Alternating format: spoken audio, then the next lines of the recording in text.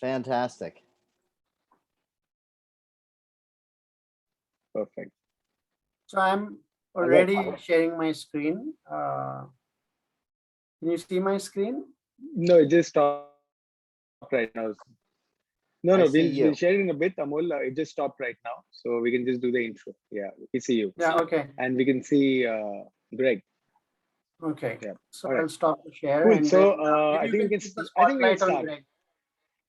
Maybe you Yeah. can put the spotlight on Greg. It's Yeah, me. there we go. There Okay, we Greg. go. So, well, I mean, Right. Greg The is manual quite a spotlight. celebrity in the on the vintage watch collecting scene, especially after his interview on Hodinkee, which I think everyone has seen. And well, I would say he's the Lot of most people say. understated collector. Right. So, Greg, welcome. Welcome to Red Bar, Bombay. Thank you We are very very, very much. excited and happy to have you. I'm very And glad to be here, and I yeah, just want to thank you guys for doing all the work to put this together because it's a lot of work, and I think it's I'm very honored that you asked me to do this. So thank you. absolute pleasure. So, guys, everyone, welcome to Red Bar Bombay. It's another session of this talks with Red Bar, and this time we are going vintage. So, interestingly, so Greg, this is our first session to understand vintage watches. We have a lot of collectors now who are into vintage watches. Some of them, like myself, I'm not a collector into vintage watches, but I would love to kind of delve into it a little bit and see how it is. But I'm just too scared. I don't Good. know which one having with someone like Amol, who's a very good collector from Bombay. And this is where this whole idea came through, that there will be a lot of people who might just want to start, but they don't know where to start to. So we can do like a session with an expert like yourself and probably understand this better. So everyone, we Good. have Greg Selch. He's a prolific collector of, I've heard not only watches but a lot of things. So apart from watches, and it's from New York, Manhattan, New York. And we also have with us Amol from Red Bar Bombay, who's a collector of watches and also vintage cards. Amol is a part of Red Bar Bombay and has been sweet enough to organize and arrange the whole thing for us, so that we all can just learn from the experts. And we also have collectors like Samir and the other guys from Red Bar Bombay who are vintage collectors, and obviously people from all over the world. So I won't take too much time, Amol. I'll give this to you and Greg, and you can take us through the journey. So I think, Greg, if I may say, vintage watches or collecting is generally in the blood. We are either born collectors or we are not born collectors, and it's like a disease, I say, but it's very enjoyable. It's one of the most enjoyable diseases that you can get, uh, according to me. How did you start? I mean, what was your first initiation into collecting? Mine was cars. Yes, I also love cars, but let me just start by saying that I wouldn't characterize it as a disease because that implies something negative. Yeah. I call it more. I don't know what the positive word for disease is, but it's definitely something that gets into your blood. You can't get rid of it. It can move from one thing to another, but I would say it has been entirely positive for me. Some people get too much into it. Obviously, there are we all make mistakes. We spend too much money. We spend money we don't have. We get too excited and we don't do enough research. But in general, I would say that I have gotten so much from collecting vintage things, collecting anything, just from the experience of knowing other people. The experience of being with other people who are passionate about something is a very uh, it's something special. Not everybody gets to have it. It's a real privilege. Generally, people get into collecting when they have one, extra money, or or extra time. These are Correct. two things that are important to have, but you don't need to have them. When I was going through some rough patches in my life, financially or personally, I took my valuable watches that I didn't have very many. Maybe I had 12 watches at the time, and I hid them from myself because I knew if I needed the money, I was going to sell them. I was going to just dump them. I just needed the money. So I hid them. I didn't know where they were and I didn't think about them, but I just found myself still wandering around looking in windows and looking at things. And I would buy something, a Rado, an old worn out Rado that happened to have the original bracelet on it. And I thought, oh, that's nice. A cool look. $25. Well, that's a meal. So Nothing. it's not going to change my life. So even in the midst of all of that, I still was collecting, and it made me happy. It was something that I was continuing to do, even though I was taking care of all the other things in my life. So my number one piece of advice for anyone collecting anything is your life and take care of your important business of life first. Collecting is something when you have a little bit of time or you have a little bit of money and you want to do something that is it's going to satisfy you, but don't get into it so much that it starts to affect Taking your over. life. Now, cars, yes, I love cars. I love vintage cameras. My family has been collecting things for, I don't know, a couple hundred years, I think. My father was a guy who grew up without any money. His father was a country minister at a Presbyterian church in upstate New York, and they would during the Depression they would sit around and put on plays just for the family and their friends. And when there was a sale or something like that, my father would often go to those things, and if he had 25 cents, he would buy a box of junk, what was seemingly junk, and find one good thing in there and put it in his collection. So the bug is in there, and it's just about fun. It's about history. It's about learning. One of the things that I find most interesting about watches, particularly like cars, like cameras, like art, is that was always something special about a watch. When someone 100 years ago got their first job, graduated from university, got married, reached a certain age, got some award, went to war, came back from war. They sometimes a watch was involved in that event. And this Correct. watch took on a special meaning and a special now every watch carries that thing, even though it may not have been for a special occasion. The thing itself is special. It was made to last a lot longer than the wearer ever would last. Sometimes, and I collect everything. I even, I'm not a big Japanese watch collector, but I know that, Seikos are great watches, and I have one. But I would say that what's interesting about Seiko is that I don't think that the original concept of Seiko watches necessarily was to make a watch that would last for hundreds of years. I think that in fact their whole concept was very different from the Swiss concept, and yet they succeeded in making a watch, an instrument, a thing that will last hundreds of years. These are so well made. They are so fantastic. Were they originally intended to last for hundreds of years, like an English pocket watch or something like that? No, they were not. But they're made so well. And so we can impart the same kind of history that Swiss watches have to them. Anyway, that's just one of my Sure. theories. Sure. So, I mean, you've been one of the collectors who's more open about collecting watches which are in a natural state of preservation, because we see a lot of new collectors want to buy vintage watches, which I know Puneet is one of them who wants a flawless dial or absolutely no scratches and dings on, it's something that is being perpetuated in general by the vintage watch media. So, how do you mentally, come and live with that history, which is a part of that watch? I mean, ignore the imperfections, look at the beauty, look at it as a piece of art more than, which has come down from ages, rather than, something that is flawless and, going to appreciate and value because it's flawless.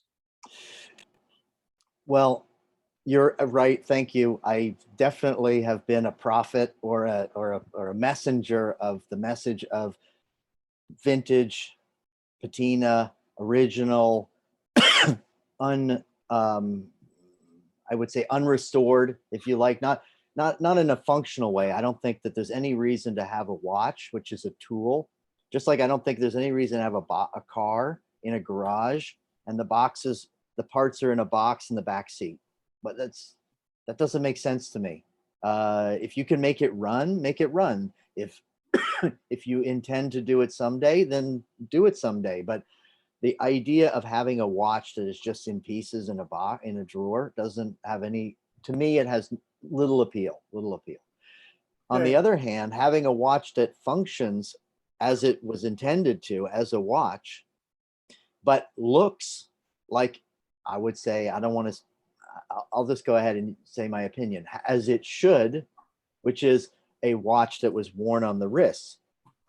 If anyone knows the history of the wristwatch, the original wristwatches were considered to be somewhat feminine because a man carried his watch in his vest pocket or his pants pocket or his pocket here because it's safe. It's up against your body. Your body is safe, and the watch can't take a lot of blows.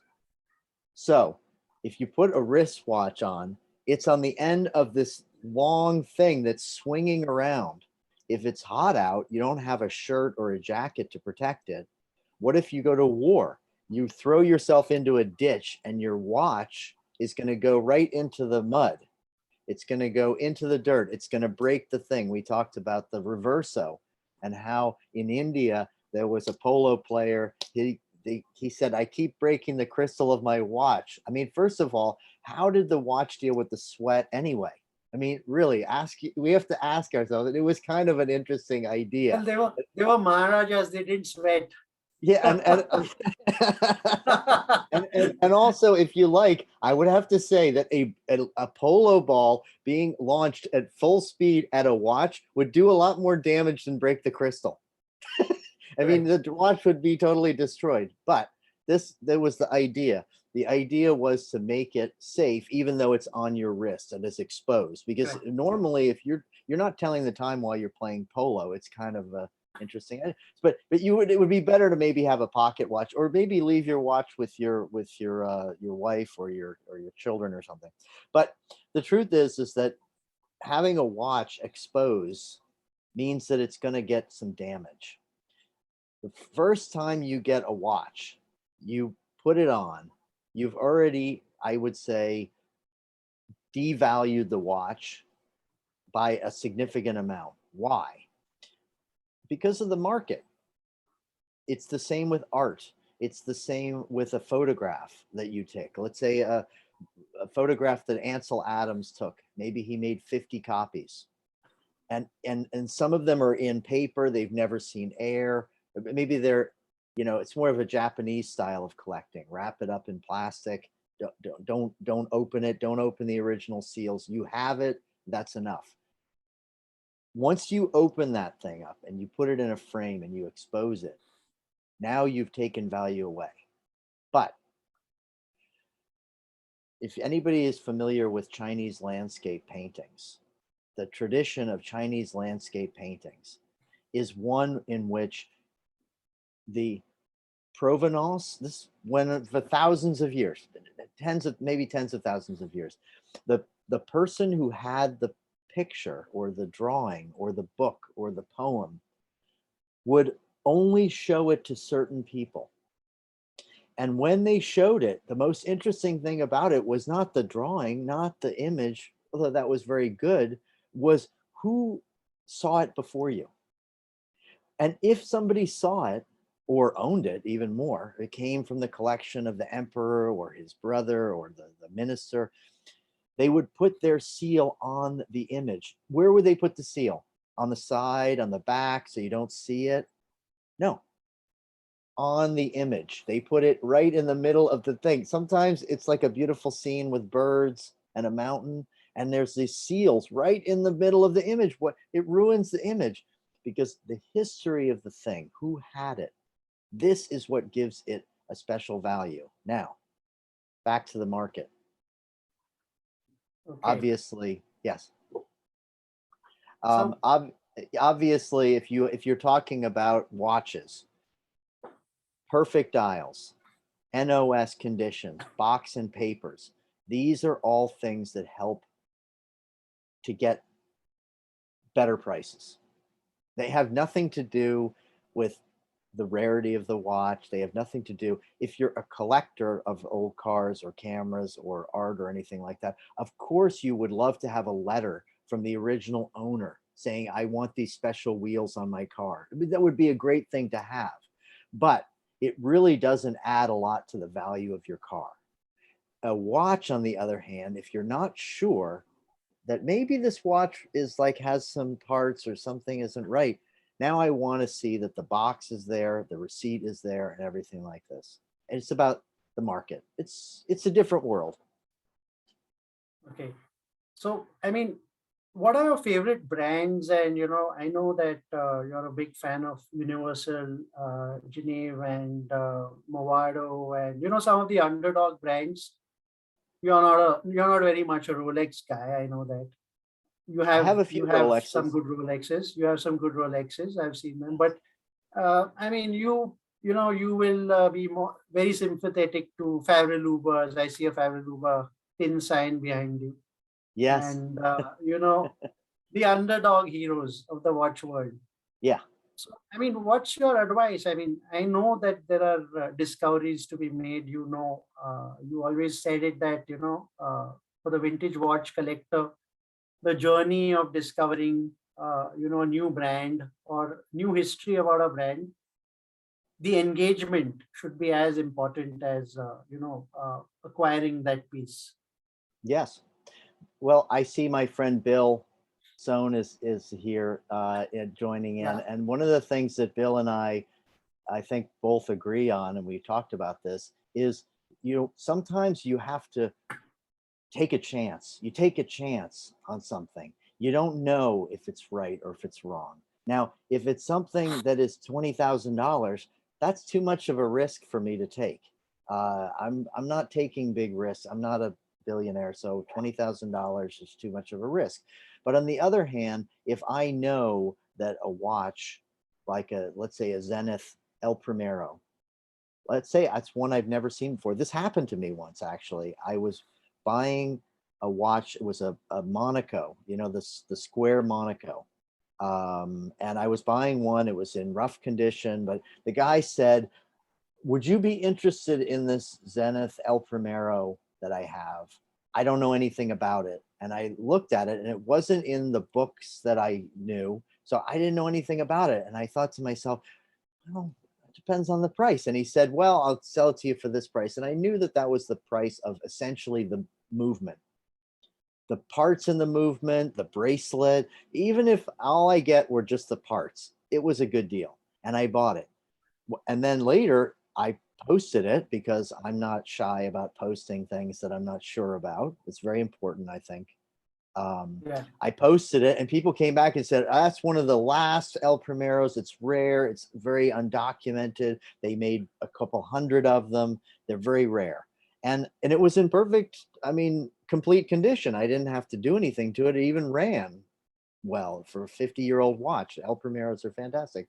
The truth is sometimes you have to take a risk, but you have to know what things are worth. That is, look at everything. And I always say, I think I said this in one of my thoughts for the week that you asked me about. I said, look at everything you can. You go to a friend's house and he has some old watches, look at them. You go to a store and there's a bunch of junk. Go to an auction. Everything looks brand new and sparkling. still look at them, because there's something special about them. Even though they're polished, even though their hands have been replaced, you may see something on the dial that says, wow, I've never seen that before. Why does it say T? Why does it say R? Why does what's and then later when you see something and someone says to you, is this, what do you think? You can say, yeah, well, I've seen a couple of those before. But if you've never seen it before because no one's showing it, no one's selling it at auction, nobody's posting it on Hodinky or Instagram, nobody's showing the imperfect, you can't say, I've seen that before. And all you can say is, I don't know. You know, take a chance, don't take a chance.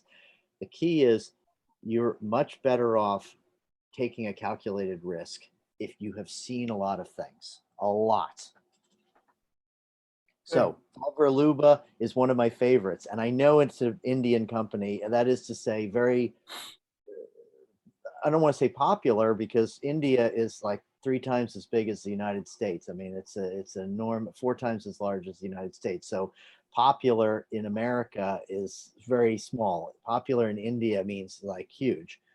The truth is that I'm absolutely sure there are fantastic things to find, but you have to sift through a lot of junk, refinished, over polished. I've seen things from India that were just, they just look like a blob, you know. They're so polished and so redone. The dials are repainted, very nicely done, but obviously not. But inside there might even be a movement that's very rare that you may need for something else.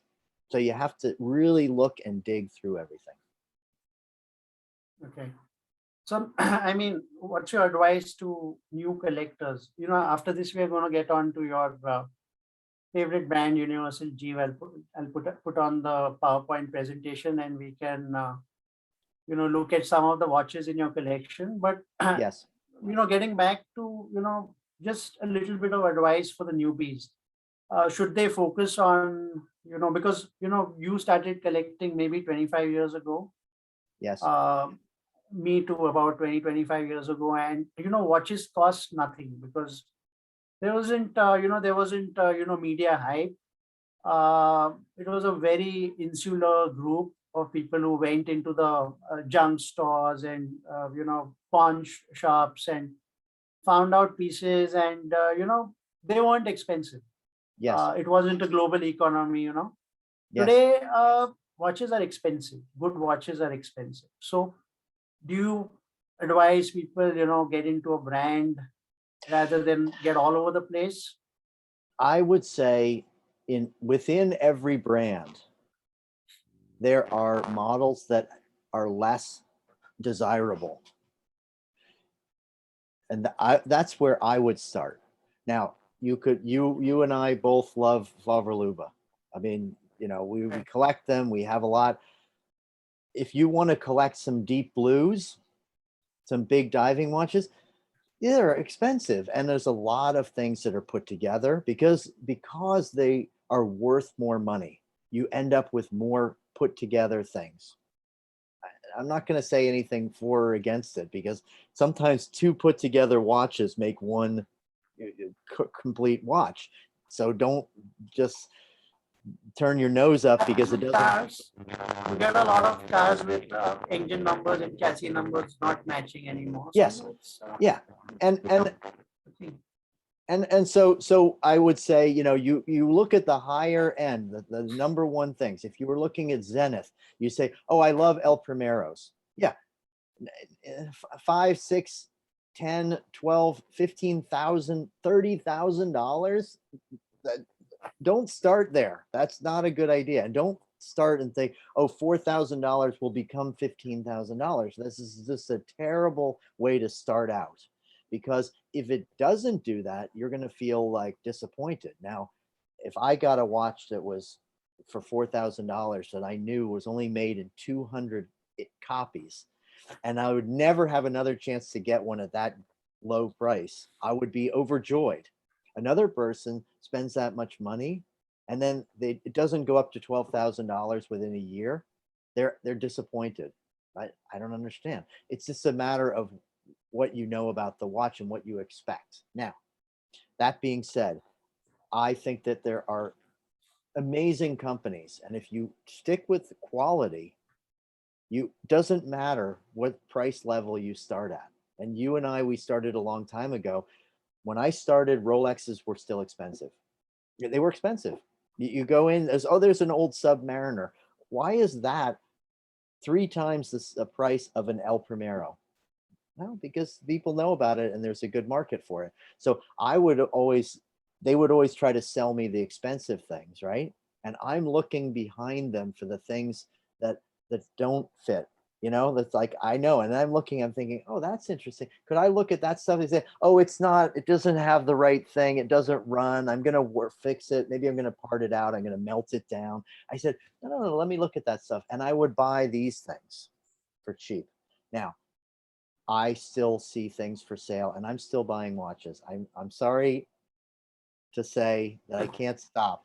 I just am obsessed, but I still am buying Universal Genève watches for a few $100s.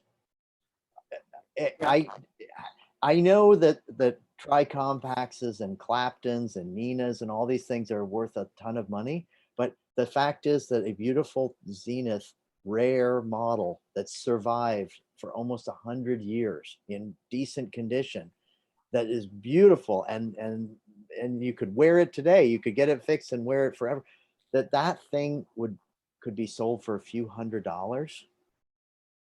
It's great, and you could do a whole collection and you'll see some of my Universals. Now Zenith, I also collect a lot of Zeniths. I collect a lot of Movados. Eterna, one of my favorites. If you don't already know about this, I make people mad all the time, starting a long time ago, talking about these, what we call like underdog or orphan brands. But, Longines is one of the greatest companies in the history of watchmaking. And I don't care if it's a new Longines or one from 100 years ago or 150 years ago. The quality, the innovation, the sizes, the designs, they just, I would say there's nobody better, in total history. They're like Universal, they're like Movado, even better than Movado or Zenith, because there's some real, every company has some dogs, but Longines is insane. And when you see the stuff that they were making in the 70s, when this quartz crisis was coming in, they were making these high-speed ultrachron watches and trying to stick with Swiss watchmaking quality. You're really talking about the top of vintage Swiss watchmaking. And I swear I see them for sale still for a couple $100s. A couple $100s for what I consider to be really better than as good as a Patek from the same era. Yeah. And better than a lot of other watches from the same era. Right. Even GP, and I think you have a new legend diver also, right? A what? You have a new legend diver. Yes, I do. Yeah. I mean, Okay. look, they make amazing watches. They're an amazing company. A lot of these companies are Eterna, Certina. I just you can't get over. Obviously, LeCoultre, Jaeger LeCoultre. These companies, Zenith, every single thing that they made was fantastic. Even the cheap stuff that was plastic on the back, Tissot, great.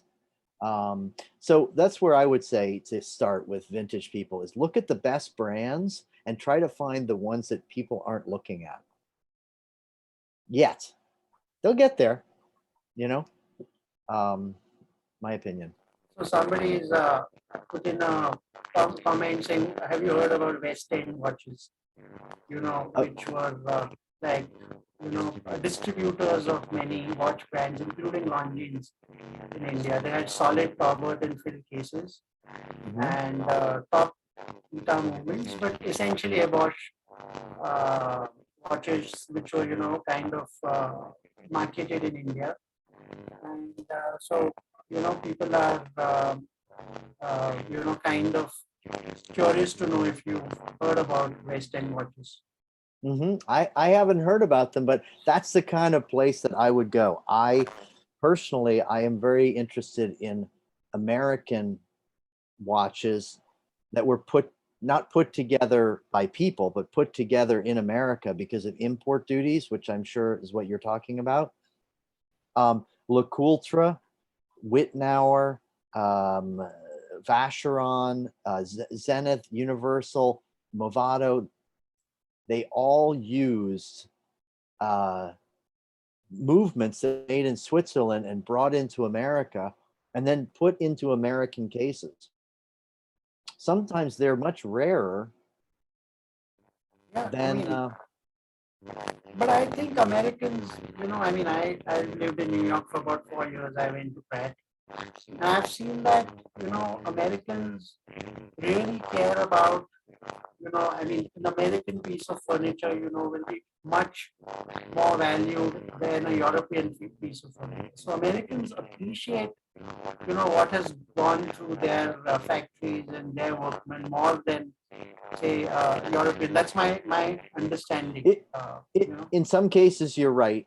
But I don't want to be pro or against Americans, but I would say that in my experience, Americans by and large are very local. That is, they're really, really passionate and interested in the things that are around them most closely. They, they like their local teams. They like their local restaurants. They like their local community. They like these things that are local. And for them, things from Europe, things from Asia, things from South America, even from Canada, they're just too far away. It's too foreign. That being said, there is no question that the European watch companies, as far as mechanics are concerned, even though Omega came to America in I guess it was the 1880s or 1890s, they came to America and they saw how things were made here in the watch business and in other businesses, and they said, wow, this is a great system. Let's bring this back to Switzerland and make things an American way, but do it better than they do it, because Americans are kind of cheap. And it's true. They did it better. They did our own system better than us. So when you end up with this war between Hamilton, Bulova, and Swiss like Omega and Le Coultre, you get this war between these titans, industrial technological titans. In the end, it ends up being a matter of how much of the import duties and things. And so you find Swiss watches that were recased in America. Now, here's the problem. This may have this in India, and I would say this to any new collector, is that people generally want to optimize watches. So they will take that internal part that is Swiss made, Swiss dial, Swiss hands, and they will take it and then they will try to find a Swiss case and a Swiss thing, and they put it. Why? Well, because it's worth more. And then you end up losing that Indian case or the American case. And this happens in America so much. You find people take them out of gold capped or gold plated cases, and they will put it into a steel case from Switzerland that it was never intended to go into. It doesn't match. Now the history's gone, but somebody made money. And I am more interested in buying the thing before that happens. That's a great place to start as a collector because it's cheaper if you can get there before it gets changed. Greg, should we move on to the presentation? Yes. You're showcasing. Can you hear me okay? Can you hear me okay? Amol, there's a couple of people who are saying that maybe your voice is cracking a little bit because of the microphone. Maybe you want to just check that before we go into the PPT. In the meantime, if it's okay, Greg, I could take a couple of questions. Sure, I'm ready. The audience has shared, if that's okay, while Amol fixes his mic. Yes. I think Viranchi has a very nice point that I get that natural patina is nice, but what is your opinion if the dial or case is damaged? Is restoration an option in such a scenario? Personally, I'd prefer not to, because I don't want to necessarily see a brand new case, a shiny case, if I have a vintage watch. I don't mind those things. Some people do. It is traditional Swiss watchmaking tradition, I guess. But I don't know what it is to say. It's their policy that everything, when it gets, you get a complete service at a Swiss watchmaker, that they polish everything. They shine everything. Everything should be bright, whether it had lines in it when it was manufactured or not. It should be shiny, and the dial should have no blemishes. The loom should be bright and be, because it's supposed to be a watch. And to a Swiss watchmaker, there is no reason to wear a watch other than to tell time, to keep the date, to it should function and look as new. Now, that's been going on for 100 or 200 years, and it's going to be hard to change people's tastes. I had to retrain every watchmaker that I ever worked with to never touch the finish of the watch. And if they take anything off, which is fine. It's nice you have a cracked crystal. I can't help it. It's a cracked crystal. Sometimes the case is damaged beyond repair. So if I take the case and replace it, or if I take the crystal and replace it, I save the original one. I put it in a drawer. I have a little note on it that says which watch it goes to. That's just my thing, because if somebody ever buys that watch or gets that watch from me, I want them to say, oh, that's what the watch was supposed to look like. That's what it is. Now, should it be functional? Absolutely. There is no point in having a watch on your wrist where you can't tell the time. There is no point in having a timepiece that doesn't function as it should. Yes, it should be accurate. What if it's an hour off every day? That's no good. So functionally, I'm fully supportive of any restoration. The same thing, take a part out, put it in a bag, but make it function as it should. And Swiss watchmakers, we're in accord with that. But as far as polishing cases or refinishing dials, if you do it, if you choose to do it, if that's your style, please save the original. If possible, replace rather than restore, because once you restore, you can't go back. If you have a dial that's been badly restored, have it done well. It's never going to satisfy you. If you see a badly restored dial, it's going to drive you crazy. So if it's been done already, get it done better.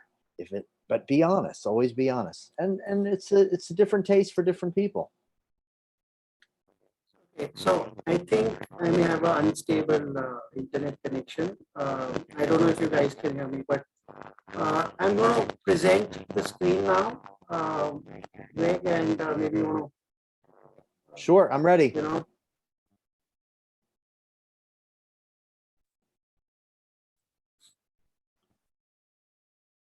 Can you see the screen? I can see the first screen, yes. Correct. All right. So before I just in general as an overview, and this I'll do this. Some people like Bill, this is like first grade kind of stuff. But for many of the people who may be watching this, I want to explain why Universal is so important. Universal Genève, while it was just one of many, many watch companies, it just happened to span a period of time when I think the watch that we know of today and we appreciate, and we see new watches that are being made and designs, these watches were developed, I think, in between the 1930s and I would say the 1960s. In that time period, there was so much innovation, and Universal Genève happened to be one of the companies that was at the forefront. So much so that Other companies said, let's just let them handle everything for us. They were doing chronographs at a time when there was, flight was becoming very important with the war. Aviation became crucial. So having a timepiece, diving, you've got the again, World War II. This is the start of diving, really sport diving and military diving. So you've got to, have that kind of stuff. You've got to have, you've got styles that are changing.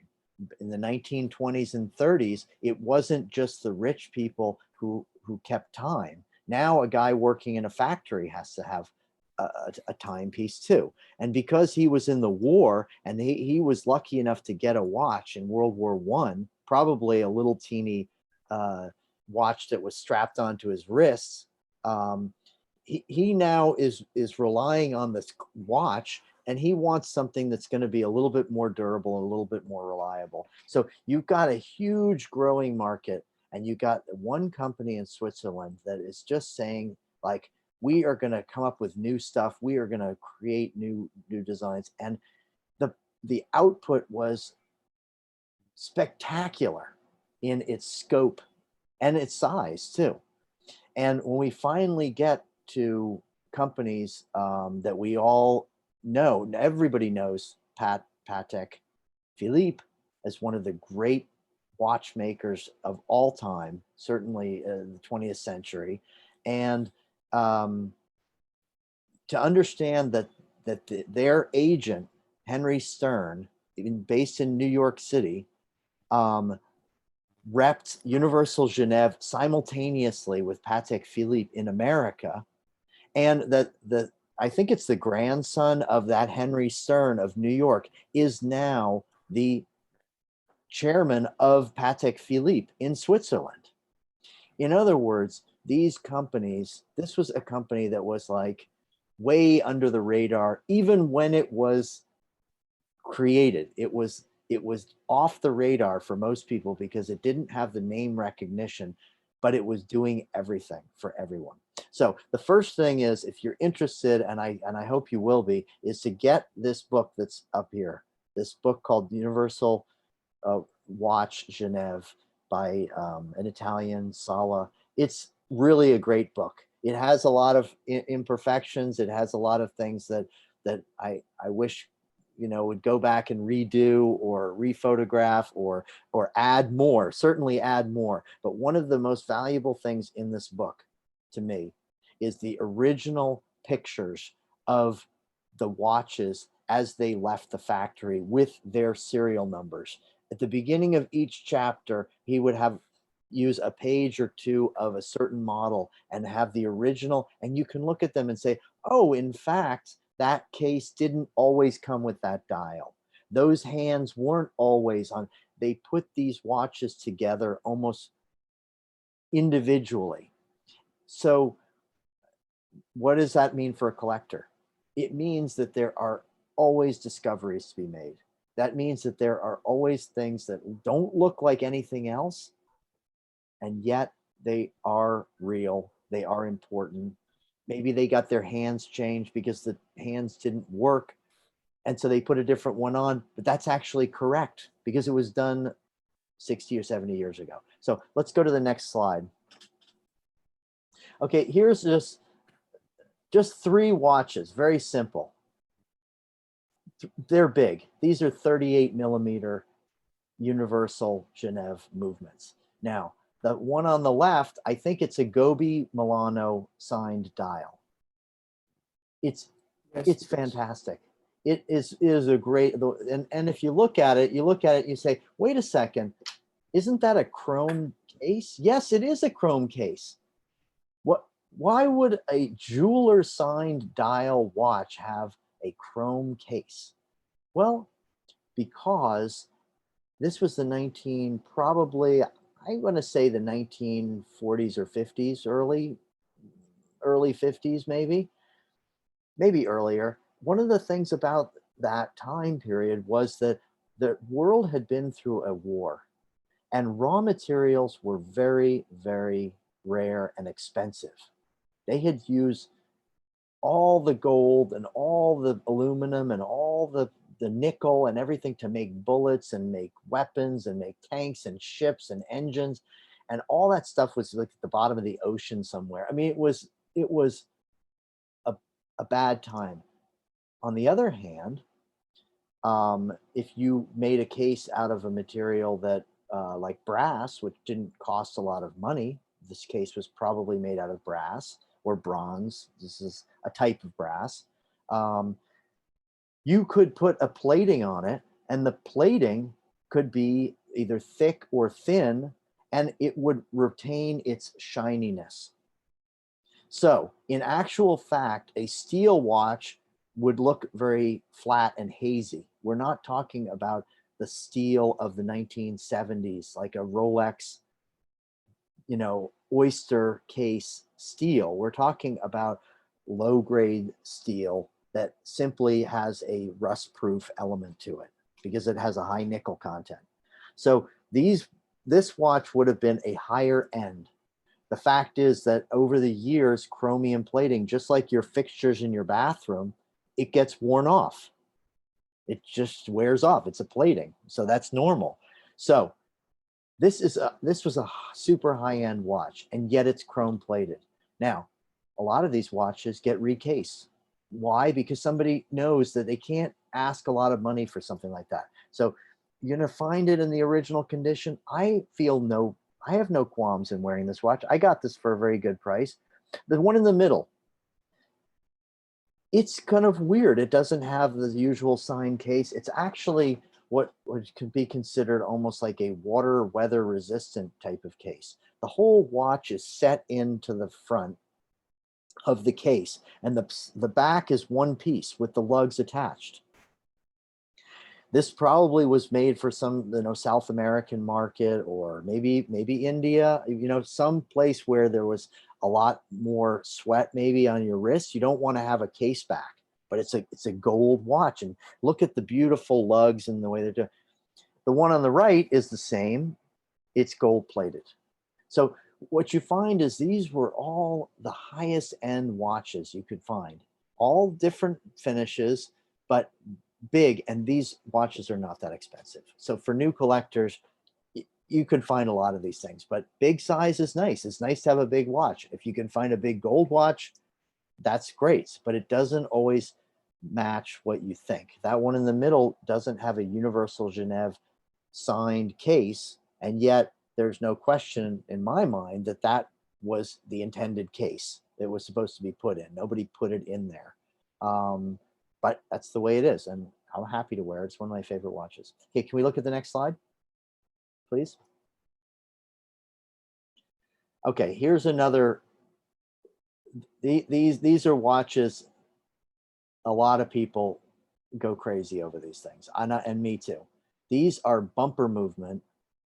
These are mostly monodatic, which is a very strange brand name that Universal had, which was an automatic watch with a date. And if you notice, there's some with a lot of patina. The one on the left, I just recently got for a few $100s from a collector in Colombia. How it ended up there, how it was, but there it was. And it's just the way you see it. Never been polished, case is fine, and it runs like a top. Didn't have to do anything to it. It works perfectly. It's got gold markers on the dial. The gold is so faded or worn or just gone. Even on the hands, you can barely tell. The one in the second one, just a fantastic dial. Look at the details. Look at how it's made. And it's got one of those roulette date wheels, which changes from red to black alternating. Just a great little element. The one in the middle doesn't have a date. Nope. Can you go back to the last one? The one in the middle is signed Gobi, so it would have been a jeweler's signed watch as well. And then the fourth one in is 18K. It's fantastic. Just little pointers and everything like that. Okay, we can go to the next slide now. Okay, here are a few watches from probably from the 1930s. That's what I would say. I've seen the middle one because my a collector, great collector friend in Germany, he's got a Zenith version of exactly the same watch. It's a hollow case, so it's actually cast. So that means that it wasn't made out of a solid piece of material. It was poured into a mold, and it's just a fantastic looking watch because at the time square watches were very popular, and so this would have been very avant-garde. The one on the left, I'd never seen another one. Just a great watch. I mean, you know, most people, yes, would have had a rectangular watch. Then on the far right, you have what is called a banana case. Now these were plated cases that watch movements were put into, and I don't even know if the dials were made by the watchmaker, but I had somebody from, I think, Singapore did a lot of research on these, and they were sold by a lot of different, they were very popular in the 1930s, and they were like, yeah, why not? Universal, Le Coultre, Rolex, they all use this case, and it was something that the jeweler would get the movements and kind of put them together. Okay, we can go to the next one, please. Okay, pull routers. Everybody loves the pull routers. If you saw the Hodinkee piece that Cole Pennington did on pull routers, you can see a lot more. And I would say that, that's pretty great overview, in my opinion, of pull routers. What makes a pull router so special? One, Universal was really pushing the envelope of like technological perfection and like style and class. These were watches that were, I would say, like the highest end sport watches, dress watches you could get at the time. And they were created and designed originally by Gerald Genta, not necessarily these models, but he did do a lot of different models. And he might have done these, we don't know. They worked as a team usually with other designers in the company. But these ones all have the micro rotor movement in them, which was invented or created by Universal in the 1950s, maybe the late 40s and early 50s, to make a slimmer automatic watch. Up until then, watches were generally very fat, full rotor watches, or they had a bumper movement that only moved around half, so you were thinner. This was an effort to make a fully rotating weight inside. And these ones on the left, you see the black and white one that are a pair, they're called a pull router NS. You see them rarely.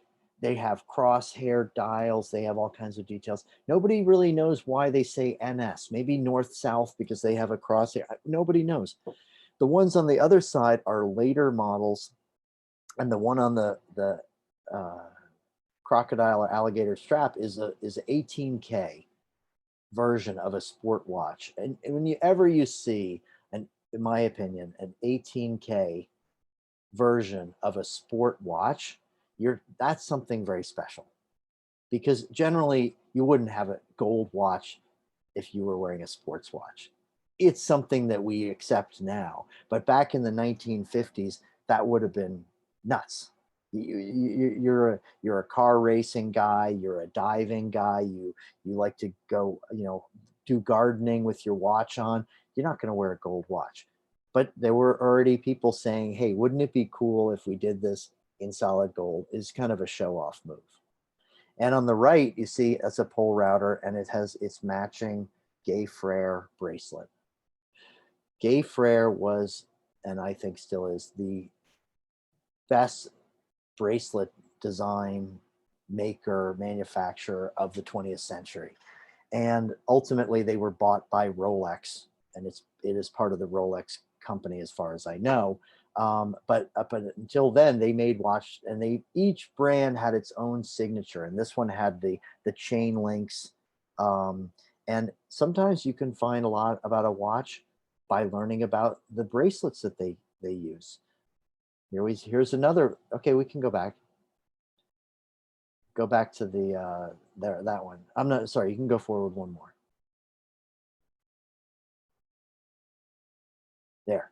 So here we have on the right is another pole router, but it's got a different movement, ultra thin movement, which would have been the same level quality as a Patek Philippe or anything like this, but in steel. And it has a champion bracelet made in America. In the champion bracelet is made to look like the Gay Frere bracelet from the past. Now, you see these other bracelets on here. These are white shadow, which are very ultra thin movements. And on the far left, you see this weird watch with this weird motif on it. And it's also, you notice it has no sweep second hand. It's a very thin movement, automatic movement. It's a solid gold case. It just looks weird as anything. And that's a universal bracelet, strap. And it's the same kind of thing. This is like the highest. You don't usually need to have an automatic watch if it's your dress watch. You want it to be thin, and that was the style. But here they were just really just showing off. But the blue one is one of my favorites. It's so big. And at the time, that was not really known. Really done. To have a watch, a dress watch with no sweep second hand, that big, just fantastic. Anyway, these are great universal movements. This was really at the end of their run with before they kind of closed up in the 70s. Okay, let's go to the next one. Two of my favorites. This is one of my favorite models. This is the Pole Router Super. The one on the right is solid gold. The one on the left is stainless steel. These were screw down crown, screw back, micro rotor movement, big plastic crystal, dome crystal that sticks up out of the top. This is a watch you would wear, like it would have been the equivalent of a Rolex Explorer. It would have been the equivalent of an Eterna Contiki. These were tough, rugged watches. And same thing, solid gold. If you ever see any of these things, this is a great place to start collecting, pole routers of all different kinds, but not necessarily the ones that everybody else is looking for. You look at the ones that people don't know enough about yet. Okay, let's go to the next one. We're back in the probably the 40s, 30s, 40s, and 50s. All these are manual wind. Look at the numerals. Look at the details on these things. Silver foil lettering and things. And these watches are not usually expensive. That black one would be if you found it, but then again, you might not. Okay, let's go to the next one, please. And this one, the one on the far right, beautiful. That's almost like a military looking dress watch, beautiful. The one in the middle, Cartier signed, and it has the stamps on the back of the gold lugs that are the Cartier. I don't know, they had their own thing. I'm not an expert on this thing, but it's a beautiful watch. It's a fantastic watch. And honestly, if you can find one, sometimes even not a few $100s, you can't believe that people don't want to learn more about this and start collecting these. There's just so many different ways to go with Universal Genève. Okay, next one, please. Same thing. I know a collector in Switzerland. Or France, just crazy about these square watches from the 1930s. The one on the left is gold. The one in the middle, chrome plated, you can see, and the one on the right is steel. All fantastic. The key is finding them in unrestored condition if possible, and getting them running. I mean, they're not that hard to find parts for. The movements were fairly common, and the watchmakers love them. They're not complicated. You know, Patek, Rolex, a lot of Vacheron AP can be really, really expensive to repair, very expensive to repair, and hard to find parts, maybe impossible. So these watches are a great way to go. Okay, next one, please. Just two of my favorites. Same thing we see on the left. That one, I don't even think it was chrome plated. The lugs are nickel plated, and the bezel is chrome plated, and it has a gray dial, and the loom is turned gray. I don't even know what to say. It's just a fantastic looking one. And the one on the right is actually my daughter's. She just took it from me because she liked it so much. It's a bumper movement inside. It's big. It's those lugs. I mean, it's a masterpiece. It looks like a tiny little lady's watch, but it's actually about 35 millimeter, maybe 34, 35 millimeter, which is, that's definitely a man's watch. All right, next one, please.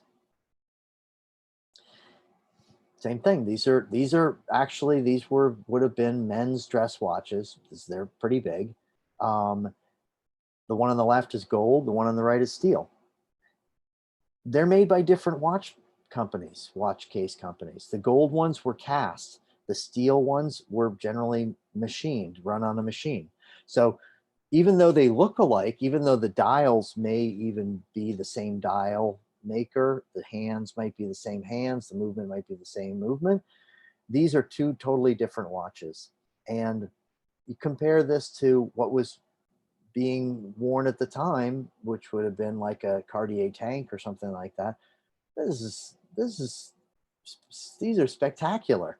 And really they have the same kind of presence. They're just not known by everybody. All right, next one, please. All right, this is my first love in Universal. The chronographs. These watches, the Aero Compacts, was, I don't know if it was the first, but it was one of the first watches to have a reminder dial. So you look at the ones on the right and you see a little clock at the top. So you've got the classic 3 registers at the bottom and 1 at the top. At the top, it has a little teeny miniature clock. The hands don't turn. That was adjusted by the crown on the left, and you set the time that you departed.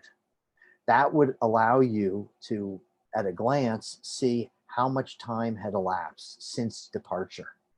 For navigation, it's crucial. Okay, you need to know what time you left so you can calculate, you know, when do I turn? How much time has elapsed until I turn right or left, or 27 degrees. I'm not a pilot, but the one in the middle is a fully, I mean, as waterproof as you could have had. The crown on the left is not waterproof at all. So you wouldn't go swimming with this thing, but the pushers are waterproof. That is, they have rubber gaskets in them. It has a screw back, and it would have had a bond clip bracelet, which was a kind of sweat proof thing that the military used a lot. And you see the patina, the one in the middle, it's turned yellow. That's probably some kind of a varnish on the dial, is just turned color. The one on the right, you see a little moisture got in, maybe under the crystal, and then it condensed and went down to one side. It's not hurting the watch. It adds a little bit of something to it. The one on the left, it's the same name. It's an Aero Compacts, but it's from the 60s. It maybe, you know, I think the 60s. It's got a huge 24-hour movement inside. I think that was made by Venus. And it's got those special square, big subdial hands that are rectangles. The red pointer, it is a fabulous one. And people say, oh, it's too bad about the bezel. No, it's not. That bezel is basically a piece of, I don't know, aluminum that's just glued onto the top of the bezel. There's nothing special about it. I'm not going to use it. I'm not using it for navigation. To me, it just looks perfect the way it is. And it's a big, big watch. This is like a 39mm watch, like a big Breitling. All right, the next one, please. I love these. If you found moon phase triple date watches made by Audemars, AP, Patek, Philippe, Vacheron, really anyone, Rolex, it would cost you a fortune. There was no way, and you'd never find them in original condition. In my experience, you rarely, if ever, find them in original condition. They've all had their dials maybe touched up or replaced, maybe, or they were never worn much. They were just put away for investments or something like that. These watches that were also sold by the same distributor in New York, Henry Stern, as Patek, these watches are fabulous. Their designs are great. The movements are great. They may even have had the same movements as Patek used. I'm not sure. I don't know enough about Patek, but to me, there's so much to be said for these watches. And sure, sometimes they're small. They're like 32, 33mm, but these ones are, I think, 35. And I've seen them even up to 36 and 37mm, which is to me, that's a normal average watch size to wear. And they can be fixed. There are parts available, unlike the higher end watches. All right, next one, please.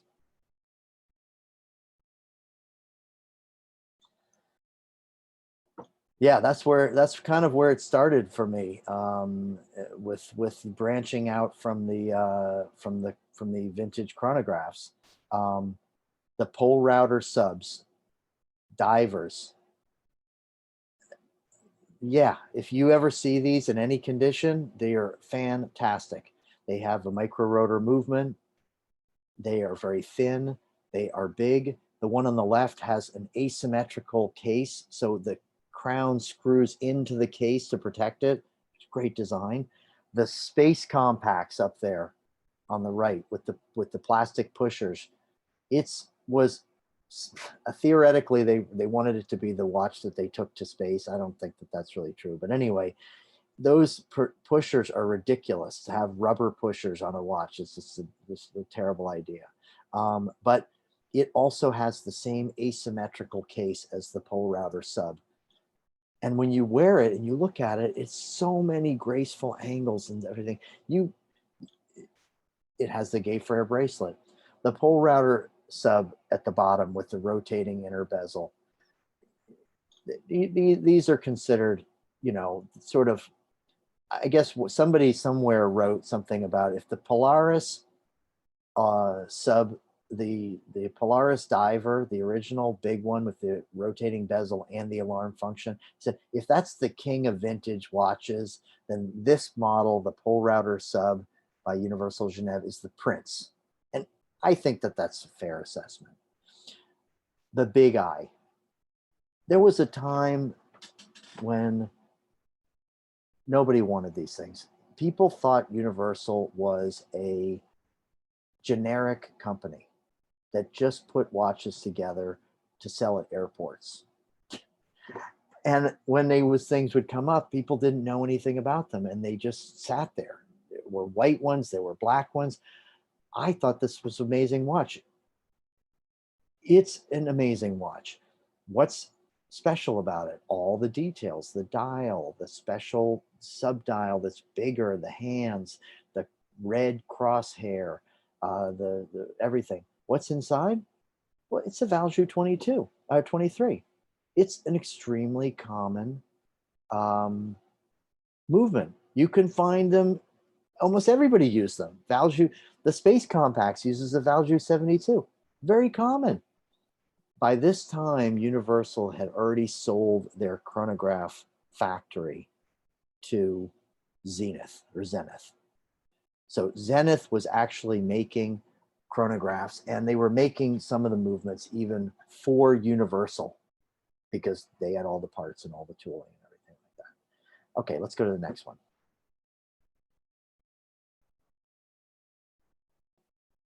All right, just Nothing to say. Left one is gold plated.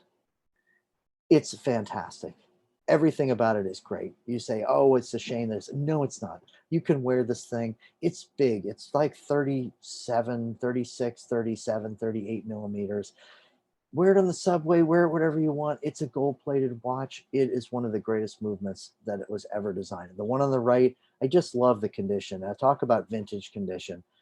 Nothing's ever been, as far as I can tell, ever been redone on this watch. That's just the way it is.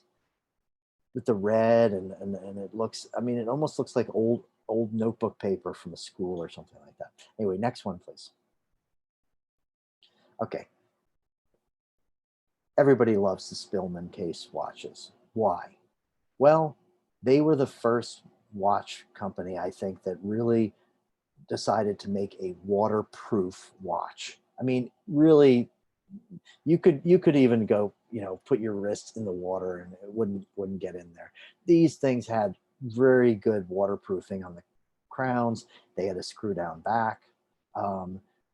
And Universal used their own movements. You find these with a lot of different brands, but they use Valjoux Set 22s. They use, I guess, Venuses. There's a lot of different movements, but these guys use their own movements. And if you wanted to get a universal movement in your watch, you had to order it really through them. They would buy the cases from Spillman. They would put the watches together. They would send them back. This is how things are done. And you can see what Patina does. I don't really restore. These watches both function perfectly. They run great. They both have some damage to the dial, but they serve to me as a reference for other collectors or even for myself to see, like, what is this? What's this supposed to look like? All right, next one, please. Solid gold cases. Rose gold on the right, yellow gold on the left, patina, big. These are not terribly expensive when you find them compared to other things like other brands. And I don't consider this to be any different to me than Patek or any of the others. To me, that's just my feeling. All right, next one, please. Some of my favorites. That big one, excuse me, that big one on the right, I bought from a dealer in Italy. I saw it, I bought it just because I like the full numbers all the way around it. I never saw another one that had the full numbers, and it has no, as far as I can tell, it has no lume on the dial. It's got lume on the hands. Most of them had lume on the dial because they were really for pilots. It's an Italian pilot's watch. The one in the middle is, again, it's a chrome case, Gobi, Milano, signed dial with red and blue markers and rose gold hands and all kinds of stuff. And then the one on the left is just, it's just a beautiful sports chronograph. You just can't go wrong. It's a Compax. It sits on your watch. It runs great. It'll work forever. This is what you would have gotten if you were a pilot or you thought you wanted to be a pilot or a car driver in the 50s. You would have worn a watch just like this. Okay, next one, please. Yeah, solid gold, engraved on the back with the name of a guy who was the director of a choir, a famous choir here in New York City. This was an award watch with the box, everything just as it is. Amazing. These are not hard to find if you're looking around for them. The hard thing about these is that a lot of them are melted down because people don't know what they are and they think, I can never sell this for that much money. The gold is worth more. And this is where you want to get in before that happens. Next, please.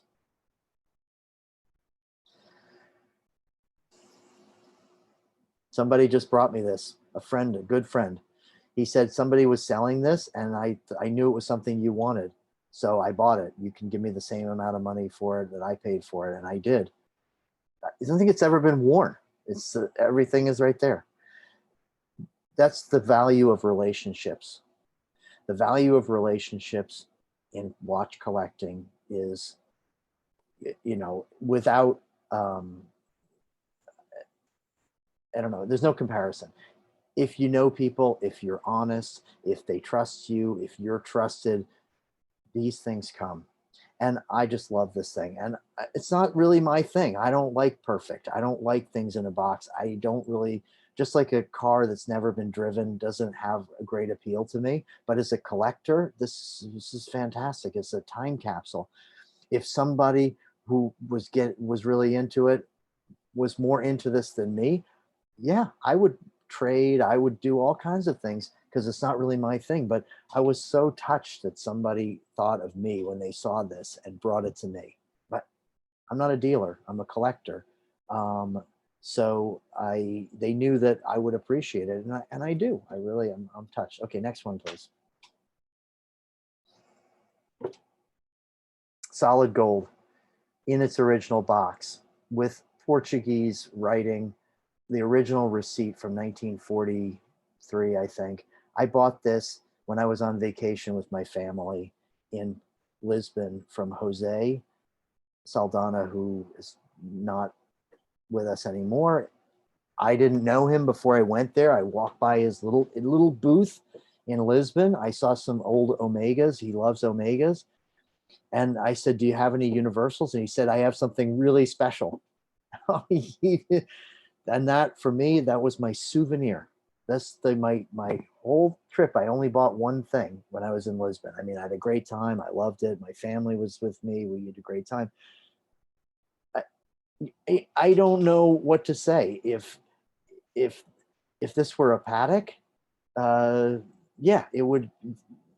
Everything's there. It's perfect. It's never been worn. It has its original crystal. It's just a fantastic watch. And for me, that's the relationship. That guy who is a great collector and a really nice guy, this is my connection to that. So, everywhere you go, look at as much stuff as you can. Don't turn up your nose at anything. You see a place that's a shoemaker that has a few watches, maybe the guy's into watches. He might have something you want. Okay, next one, please.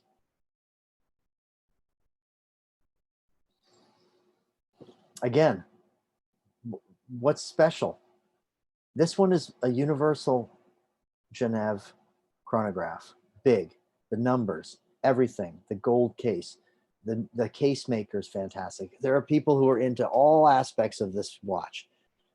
What's really special to me about this watch is that it's a Jaeger branded model, because Jaeger-LeCoultre made chronographs and used Universal. It's in its original box from London, which is appropriate for a Jaeger watch. Okay, next one. I think I'm moving too slowly, I'm afraid to say. Now, I just wanted to cover this because this is where I think new collectors really are missing out. These are all Universal made movement watches that happen to be branded Zenith. Why? Well, some of them were made when Zenith had their watches made by Universal. The gold one, the Contour at the bottom, the gold one at the top. Now, the two in the middle were probably made at the time when Zenith controlled that factory, but they were still making the same movements. They are the same movements. There are movements in so many different watch brands that are made by Universal, but you have to know about them. You got to do your research, and you can find amazing things that other people are passing up on. Okay, next one, please. For instance, these are Girard-Perregaux, Universal movements. The one at the top, Spillman case, the same as those two black dial ones. Fantastic. Universal movements. People pass on these things because they don't think that they're real. They didn't know. I don't know either. I can't say. I've never seen these before, but I'm pretty sure I've seen enough. Pretty sure. And you know what? We get a lot of pleasure for not too much money. So anyway, next one, please. Same thing. This was considered the low-end Universal brand, Berthaud. Yeah. Chrome cases. Okay, this one. This is made for a jeweler, I think in Boston, Black Star and Gorham. They made Gorham silver plate. Fantastic. Made by Universal movement, but style different. Okay, next one, please. On the right, Jaeger. On the left, LeCoultre. The same company, different market. One is got a medical dial, pulsations. The other one is a chronograph that's gold. It's got screw-in lugs. Fantastic. Universal movements. Okay, next one, please. All universal movements. Next one. Again, universal movements. The one on the left is a Movado. Universal movement. Zenith owned the company. Movado was part of Zenith at that time. They use them. Fantastic watches. People don't know about them. On the right, Zenith made military watch. Universal had the contract. Zenith took it over because they own the factory. Fantastic watches. Universal movements. Next one, please. Two of the rarest. Why? Universals without universal movements in them. I think one of these has a Valjoux 22. This is a really old, weird movement from the 30s, 40s. The other one is a Valjoux 23. Also a very weird movement. Why? Well, because Zenith owned their factory and they were using whatever they could. The one on the right is gold. The one on the left is steel. Next, please. And that's it.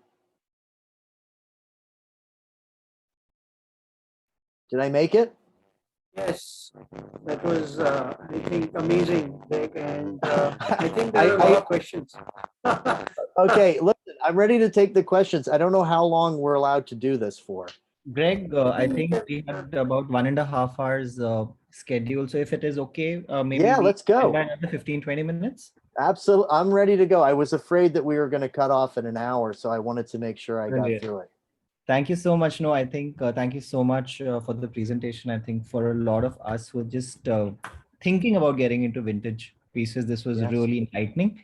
I'm going to quickly, without wasting time, get into some questions that I have on the audience already. And as they keep coming, I'll keep posting them to you. Great. I think the first question it's from Jesse. The question says, "Hey Craig, it would be great if you could share your criteria of purchasing and filtering through a sea of vintage watches." Before I allow you to answer that, there's a related question, I think, which Viranchi has asked later on. If you have any list of resources where you look up your watches or resources or sites that stock NOS parts of vintage watches. So I thought that we could just combine these two and take your opinion. Okay. First of all, the first question was, what was it again? Please enlighten me. Your criteria of my criterion. Okay. So I think my criteria would be, first, do I like it? I have never bought anything that I thought this will be a really good deal. I should buy this because I can make money.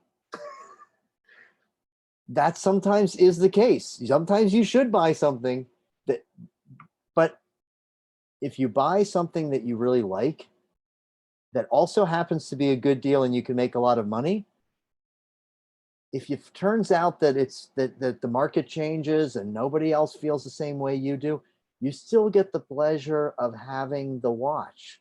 You will never have any pleasure from something that you bought as an investment that doesn't make it and you don't like it. There's nothing to be gained from that. That is a total loss. It's like investing in a company. You can invest in something and say, if I buy this, either it's going to go from $10 to $100 within a year, or it's going to be worth nothing. Well, that's a kind of a big risk. Now, if somebody said to me, if you buy it for $10 and it's always worth $10, but it might go to 100 or it might not, but you'll always have $10, I'm going to do that. And I consider the $10 is what I like. That's my taste. That's the number one thing. Do I like it? Number two, is it interesting? Is it something I haven't seen before? Am I going to learn something maybe from having it? Because a lot of times I'm really happy when other people buy watches. Especially when it's an expensive watch that I can't afford or I don't want to buy. But but somebody else can buy it and then they can show it to me. That is very satisfying to me. Many people won't feel that way. The truth is that you want to have a new experience. And if it's a watch, maybe that you already have, but this one is a little bit different. Maybe it's a gold version. Maybe it's a chrome version. I'm wearing a gold plated toll router super. I have a gold one, but I like the gold plated one with the gold plated matching bracelet because I can wear it anytime. It's hot out. I'm sweating. I'm not wearing my gold watch. It's not waterproof that well. The gold plated watch is fine for me. So if somebody says, hey, I have a gold plated version of the watch you already have, that could be interesting to me. Now, if somebody else wants to buy that and I get to look at it and say, oh, that's interesting. I've never seen that before. Let me see what's different about it. I get just as much enjoyment out of that. So I guess it's a very personal thing. Kind of selfish in the way that I'm satisfying myself. But to be honest, we're collectors. We have to satisfy the beast. You know what I mean? If you were a collector of paintings and there were only 5 in the world and they were all in museums, you couldn't buy them. You couldn't own them, but you're still a collector. So now it becomes a matter of, can I see all 5? Maybe I can get somebody who did a great book with all 5 of those paintings. Maybe he could sign it. You see, there's a million different ways to satisfy that personal feeling. Okay, what was the second question? Excellent. Thank you so much. The second question was if you could share any resources or sites that stock NOS parts of vintage watches. Very hard. I still struggle. I collect vintage parts as much as I collect vintage watches. A lot of times I buy watches that are incomplete just for the parts. And if I can complete them, I complete them. But I have a very strict policy, and I don't think everybody else holds to this, but this is a very strict for me for vintage watches. And that is, I refuse to kill a watch. People will buy a perfectly good watch and take a part out of it to fix another watch. I just can't bear it. I can't. I think that watch that the part came out of, just because it's in a gold-plated case, just because it's damaged in some way, I think it has just as much of a right to be a watch as the watch I'm trying to fix. What I try to do is I try to take a watch that is already dead and use it to resurrect another dead watch. Or we're sick, very sick. You know, or vice versa. I might try to save a watch that only needs one little teeny thing. A lot of times I might wear a watch that has the wrong hands on it until I can find the right hands. That's okay, because finding the right parts is brutal. And there are a lot of dealers. I could give you a few names if anybody wants. I could give you a few resources, but some of them are very expensive dealers in Switzerland, and a sweep secondhand now can cost almost as much as the watch cost me to buy when I bought it 5 years ago. It's crazy stuff. Watchmakers are dying for parts. So, you know, and I try to share. I also try to share because I collect rare parts. What I do is I really don't sell them ever, but I trade or I give them to people.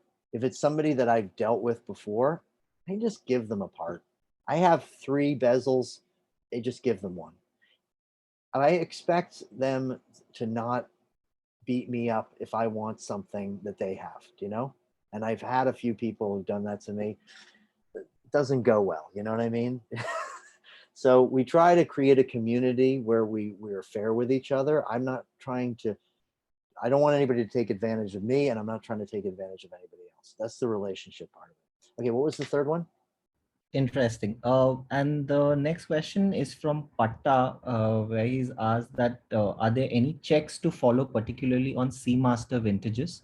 So he has one with crosshair, gear shade dial, chronometer certified. bumper Mhm. caliber Seamaster. So is there a Yes. disconnect chronometer and press Well, as if opposed to screw down? Bill Sohn is not visible, but he's somewhere lurking in the shadows.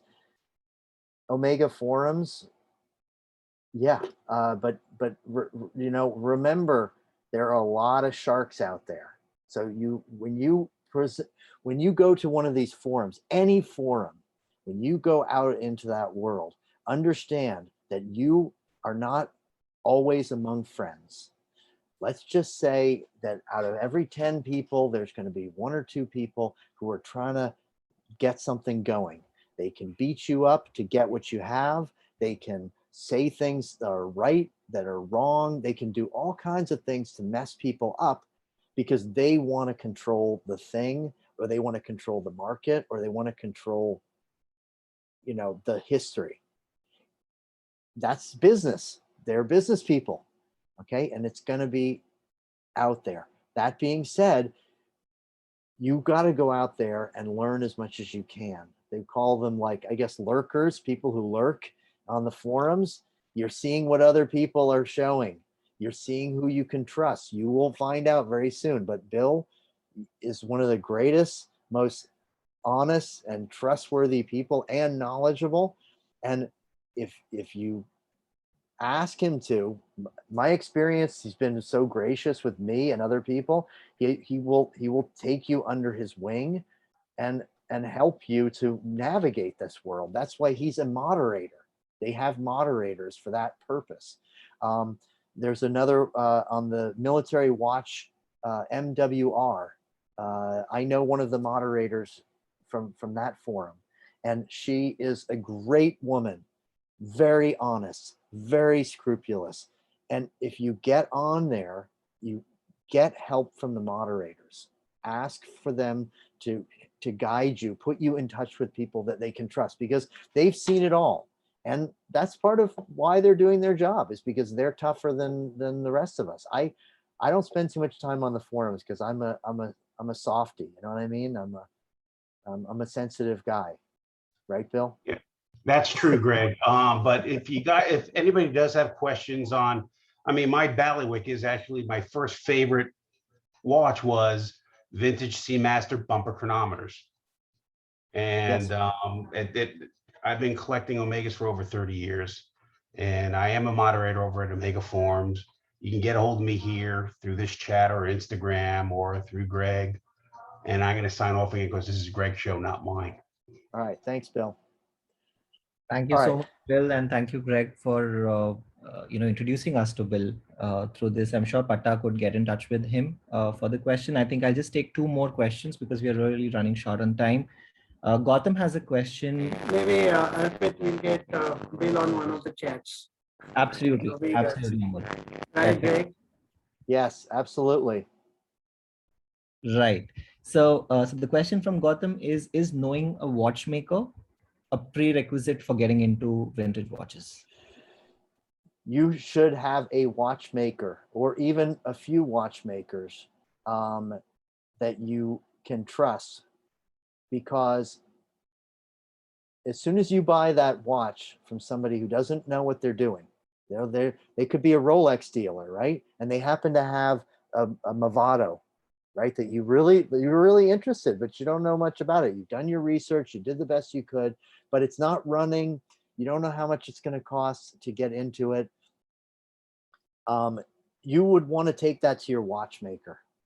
Now, if you only bought it for $200, let's say the Movado, I don't know, some rectangular watch, beautiful watch, you take it over to your watchmaker, and a lot of watchmakers will just look at you and say, get that junk out of here. That thing is broken. I don't want to see anything that's older than 10 years old. That's a lot of watchmakers. You don't want that kind of watchmaker. They're probably, even if they're experienced with vintage watches, they're probably going to say, this is too expensive to fix. That's the first thing that any watchmaker says. It's just too much for them to deal with. You have to cajole them. You have to say, well, let me help you find the parts. Let me just, but what you really want them to do is to take the watch and really look at it. Either take it apart, or get it running, and then you can evaluate whether it needs to be fixed. So you need to have somebody that you trust. Do not go to a watchmaker who is an authorized watchmaker for the brand that you are buying. Why? Because they generally have to follow the rules of the corporate entity. They don't do what you want, they do what they're told. That's not to say that they're all terrible. Some of them are great watchmakers and maybe can be trusted.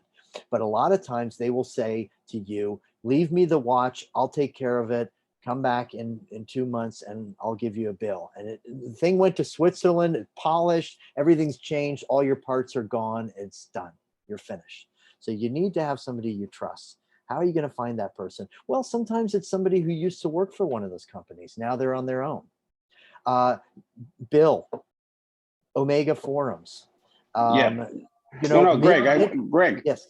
can you Yeah. hear me? Well, I just Yes. wanted to say one thing about this. I was very lucky when I started collecting vintage Omegas back in the 90s, because I was living in DC and I bought a watch at a flea market. It was a Seamaster 300.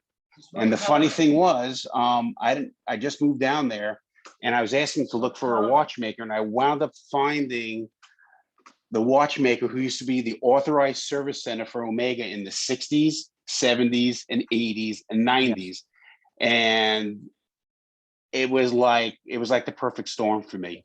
I went in there, he had boxes of junk everywhere, and we became fast friends for the next 8 years of my existence in collecting. And it was great because he lived it all. Yes. It was such a rare occasion that something like that to happen, but there are watchmakers out there still. And you just gotta ask questions. And I kept asking people, and I was new in that town. So, yes, thanks, Bill. I think that's the best way. But you got to start early. If you're going to buy vintage watches, you got to have a watchmaker. And that's not to say that all watches need repair. I mean, I would say 7 out of 10 of the El Primero, Zenith El Primeros that I've bought that are made in 1970, 71, 72, they run perfectly even today without any service. I've never serviced them. That's crazy. These things are so well made. That's rare. But when you find one, you look at it, you say, oh, the dial looks terrible. The hands, I don't know. Does it run? Yeah, it runs. Get it. But why wouldn't you buy a watch that runs after 70 years? Put it on your wrist. Sometimes a dial comes up. Sometimes the hands come up. You can change the crystal. Watchmakers is crucial. It's going to be rare that you find a watch that just runs fine when you buy it for reasonable prices. Awesome. So we'll just take the last one, Greg, because I know we've really run over the time. We have a question from Charlie, who's asked, Greg, do you mind sharing your thoughts on the American market? JLC, primarily chronographs, memo walks, and time only. Yes, Charlie, nice to speak with you or answer your question. But yes, another great place, as I was saying earlier, JLC imported movements, dials, not always dials, but movements into America, and then put them in star cases, made their own dials, painted, hand painted in America, hands, everything in America. And some of these things were only known by their catalog numbers. There's a few experts out there. I would recommend, if anybody is interested in, I guess, just looking at a very, very interesting blog, there's a guy named Blomen, Blomen, and he has a great blog. I think he's out of Sweden or Copenhagen, but just a lot of different watches. But his specialty really is Look Ultra, and especially American market Look Ultra. I think that there's a lot to be learned and a lot to be gotten. I think that what I hope will come of this, and I'll just sum up with this, for this great meeting and great honor for me to speak to everybody, is that I hope that some of the people from Red Bar Bombay, Red Bar India, will start to look more deeply in India, because with the number of people and the amount of people that are in India, there have got to be incredible things to discover. I don't know anything about that world. I live in New York, and New York itself has a lot of stuff to discover. We only have 10 million people who live here. There's still discoveries to be made. There's jewelers that are going out of business. There are boxes of stuff going to junk shops and sales. You gotta start digging around and find the old jewelers in the towns and the places and find out what people have and start collecting it and put it out there. And the rest of us will benefit. We can benefit out here because we don't have access to what's going on in India. So that's my hope. And for everybody, wherever you are, try to find out where the stuff is and find out as much as you can. Super. Thank you so much, Greg. I think, Amol, we can end it, the session. Yes.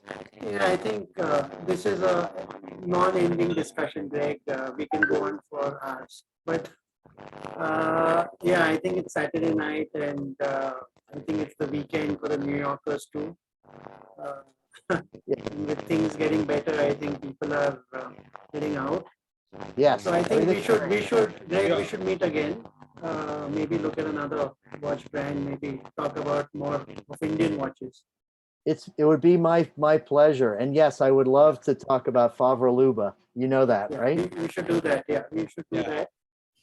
Maybe we'll get Fab and Luba to come in. They're very keen. They're head of technical cell is very keen to come in on a session with us. So Yes. I think let's do that.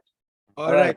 I think it sounds good, Greg. We can plan something for sure. First of all, thank you so much for sharing your journey with us. And I think it was really amazing to see you as a collector, and how you're so passionate about the entire community. And in fact, that's what we are trying with Red Bar, right? I mean, we are trying to build a community where we can have these sharing with each other in terms of knowledge is what we're already trying, and then also in terms of watch parts.